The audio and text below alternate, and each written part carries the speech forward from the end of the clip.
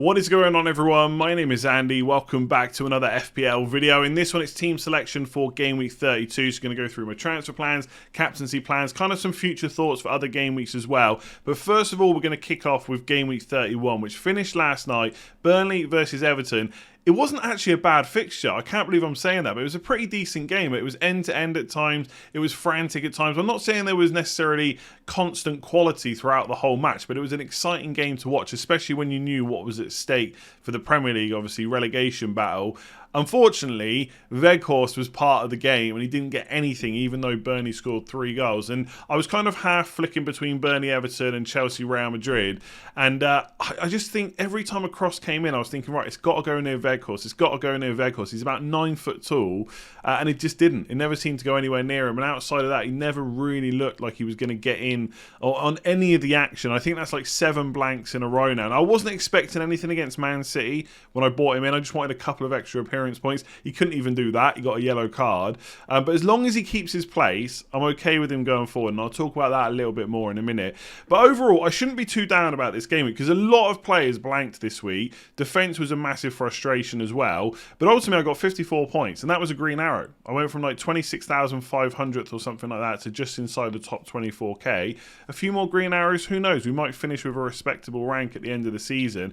But essentially, I was carried by Spurs players. So Doherty 14, Son 12, Kulusevski 6. They all outscored Kane, which was big for me this week. Doesn't mean it's going to happen going forward, but it was good for me this week. And Rafinha chipped in with another assist and got the 5 points as well. So Rafinha, still no big scores. People still going on and on about no double-digit hauls, but another assist, another 5 points. You know what? I'll take it, given how this week went. Elsewhere, just really quickly, Salah blank, frustrating, but everyone captained him anyway, so it wasn't a big deal. And the likes of Kane, who a lot of people went for, only got 1 assist as well. And I think he picked up a yellow, so it wasn't a massive score.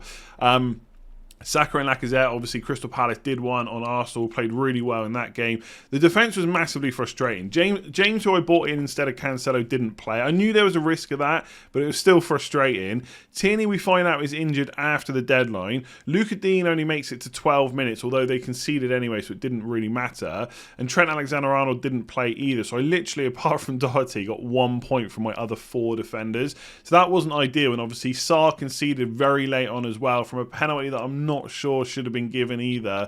So that was a huge frustration. So defensively, really bad, but thanks to Spurs basically for getting me a green arrow and Rafinha. So let's move on from Game Week 31. It's a green arrow, like I said, shouldn't be too frustrating. Let's see what Game Week 32 holds. So Game Week 32 is one of those weird, normal game weeks. There's no blanks, there's no doubles. It's been a long time since that's happened, and I'm not really too sure how to handle it. I've only got 1 free transfer. I do have a bunch of flag players. So Broja can't play because he's on loan from Chelsea. Tierney is out for the season. I don't think it's been officially announced by Arsenal still at the time of recording, but lots of journalists saying he's out for the rest of the season. And Luka Dean, Spurs at home, is just not a great fixture. Now, interestingly, before Tierney was flagged, I was going to play him ahead of Trent Alexander-Arnold. I was going to bench him because I'm not quite sure how that Liverpool-Man City game goes. I feel like it could be cautious. It could be a title decider. Therefore, no team wants to lose. And obviously, that's a stupid thing to say because no team ever wants to lose, of course. But this game is big. But on the flip side, Pep and Man City, Klopp and Liverpool, do they know any other way than to attack and try and get the win? I don't know if they do. So I'm not quite sure, but I do feel like both teams can definitely score. So I'm not really actively looking to add to my Liverpool defence or add in a Man City defender this week at least. I could do Tierney down to like Matt Target or Shah from Newcastle, someone like that, or even Dan Burnwright. I could go down to Ben White, who's got Brighton at home this week. I don't think we should necessarily now write Arsenal off as a defence just because Tierney's missing and maybe Partey as well.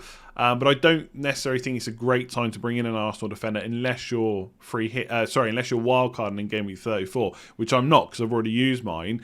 And also, part of me thinks, okay, I was happy to bench Trent when Tierney was fit, and I thought Arsenal would probably get a clean sheet against Brighton. But it feels like overthinking or trying to be too clever to actively make a transfer to bench Trent. So I'm probably just going to play him.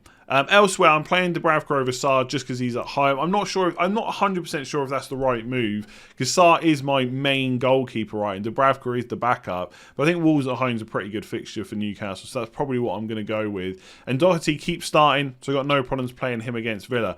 Reece James is the other issue, which a lot of people who own Reece James are probably thinking about as well. So he missed the last game. Obviously, they lost 4-1 against Brentford. He did come on, but he got 0 points because of the yellow card. I'm not sure if I said that in the review, but yeah, he did come on for a bit. But he's just played the whole game against Real Madrid. And because he's not long back from injury, I am a bit worried about whether he starts the Southampton game. But I can't risk not starting him, right? I don't want to do Tierney to target and then bench James or Trent, really. So I just have to hope for the best. I think the fact that maybe they've lost the last 2 games means they need to try and get a win, right? A lot of people kind of discussing that. Maybe that's a thing. Maybe it means he has to play against Southampton. And obviously, although Tuchel's not necessarily going to come out and say, he did kind of say it, but not quite how it's being portrayed on Twitter. Champions League now looks difficult. To go to Real Madrid and overturn a 3-1 deficit, that's going to be difficult. And so maybe he's thinking, right, we've got to play for the league now. Obviously, make sure top 4 is secure. So hopefully James plays. So ultimately, I just don't think there's much I can do with 1.3 million in the bank. I could do Tierney to Laporte, but who would I bench, right? I just don't see a point in doing that. The only players that I would think about are players that have got a good fixture this week, Newcastle, for example, who also got a double in 33, to bench Trent. But that, when you say it out loud, it just sounds like overthinking. I think Man City will score. I think Trent will concede. But do I want to take that risk that he doesn't come away with another double-digit haul? I'm not sure I do. So I think defensively, I'm probably not going to make a transfer. I'm just going to hope that I don't need to rely on my bench this week. So adding in the midfield, Son is currently my captain. Now, I don't know about you, but when a deadline passes and the game comes back up, I usually set my team for the next week, right? I don't wait until Friday to do it. I do it pretty much straight away. And I put him as my captain initially, okay? And I've kept it on him. One player I'm thinking about bringing in for Son is Fernandes next week in game week 33 to captain him. I'm not 100% decided on that, but I have talked about it a lot. And part of me does feel like doing that move this week because Everton are just poor, but I'm just not sure I trust Fernandes captain over Son captain. So I'm probably not going to make that move this week. That feels a little bit forced to me. The other thing is whether or not Salah should be captain, okay? Did really well against Man City in the reverse fixture. I've seen a lot of people talking about how he's just not playing well, body language doesn't look good, he just doesn't look happy, etc. But to me, I feel like a lot of people are kind of drawing a narrative from his output. Because if you look at the stats, kind of first half of the season and first half of the fixtures for this season so far and second half, his expected goals, expected assists, overall as a combination hasn't really dropped too much game to game. Even if you then go and look from African Cup of Nations to now, it hasn't really dropped off. The only thing that's dropped off is his output. So if we're saying that because he hasn't scored goals, he's going to stop scoring goals forever, then fair enough. But I would look at those stats and say that points are going to come.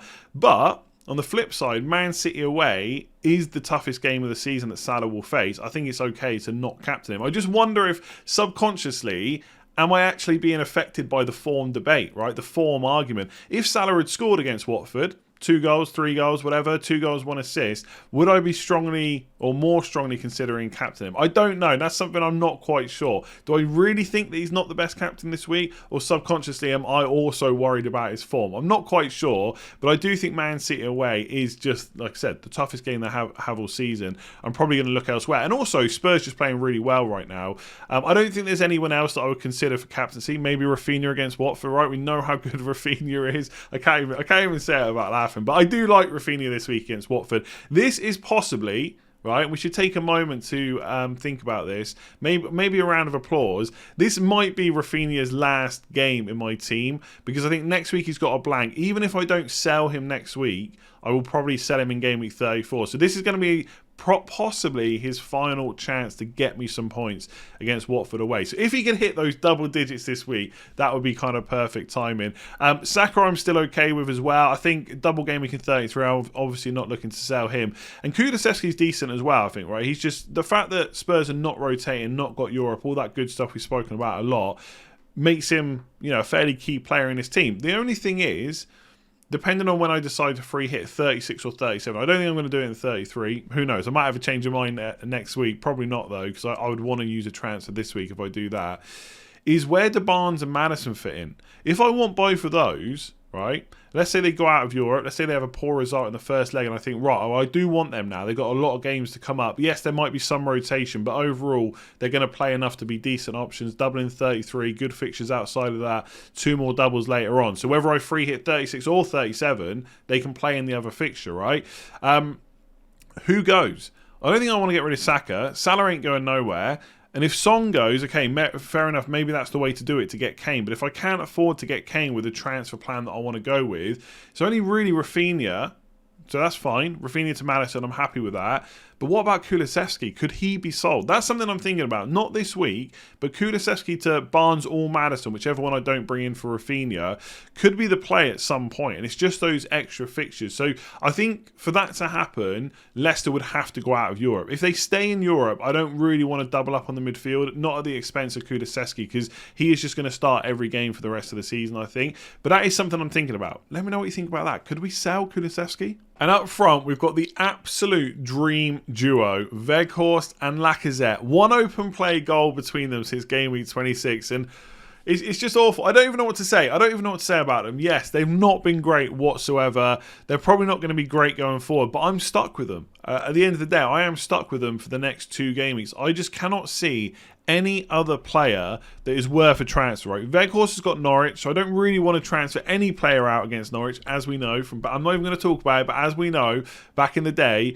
And then he's got a double game week. And Lacazette, Brighton at home is pretty decent. Then he's got a double game week as well. Which player is genuinely better than those two? Like St. Maximin, Wood, they both have like Wolves at home, obviously, and then they have a double game week. Is that better? Is that worth the transfer to use on either of those two players? I don't think it is. The other one is Iheanacho. I think is interesting because Daka is a threat, but he hasn't been playing recently, and Iheanacho seems to be kind of first choice.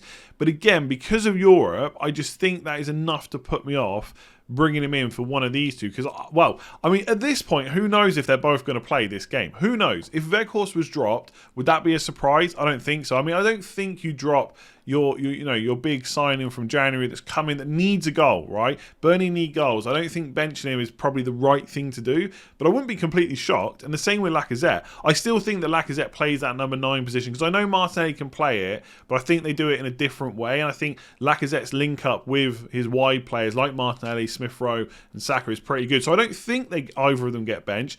But who knows? But again, is there a justification to sell to Iheanacho? He's an exciting option, right? Good fixture this week. Crystal Palace at home is decent enough. Double game week. But if they win in Europe, right? If they go through, if he plays 90 minutes, do I then think he's definitely going to play? Like, at some point, Daka's going to get some minutes. It's just when does that happen? Like, Jamie Vardy, there's no time frame now on him coming back. I think he suffered a bit of a setback. If Daka was to get injured, then Iheanacho suddenly at 7 million seems like a really interesting option. And there is part of me that's tempted because I'm almost just sick of these two. But I think there's a lot of value in just going into next week with 2 free transfers. So I think I've got to go for 2 more weeks. Like, I know a lot of people will say, instead of Weghorst money, you could have like Cancelo. So, for example, right, instead of Weghorst and Luka Dean or Weghorst and Tierney, I could have Mateta and Cancelo, right? And fair enough, maybe if Mateta keeps his place, that probably is a much better combination. But is it worth taking a hit to do that this week when Cancelo plays Liverpool?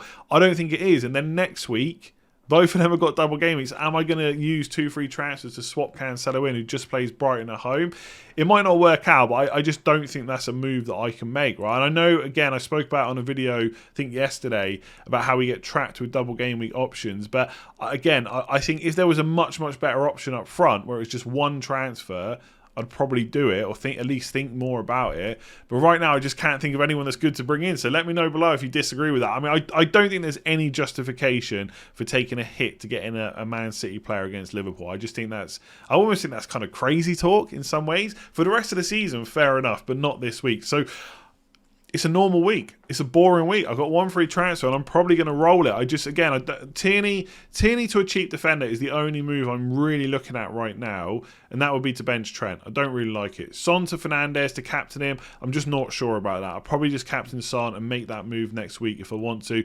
And I've got no interest in dropping Salah whatsoever. I've seen some talk about going without Salah for the rest of the season. Salah literally plays Everton at home in game week 34. Everton are awful. That is Salah captaincy, definitely. differently. And it wasn't too long ago, you were all telling me how much Salah was going to smash Man United. Well, guess who he plays next week, right? So I've just got no interest in selling Salah. It's just not. I want him back. 2 transfers to get rid of Salah before Man City, Man United. If he went on and scored a brace or got 2 attacking returns, would anyone be surprised? No. And let's not forget he's also on penalties. So I'll leave it there. That is my team. I'm pretty much going to roll the transfer. I'm probably going to captain Son. It's boring. I really hope Reece James starts because I could do with some points from him. Rafinha, come on. We need that double-digit haul. This is the week. If you enjoyed that video, give it a like. Give it a like for Rafinha. Last game in my team, probably. I mean, I might find an excuse to keep him, but it'll probably be his last game.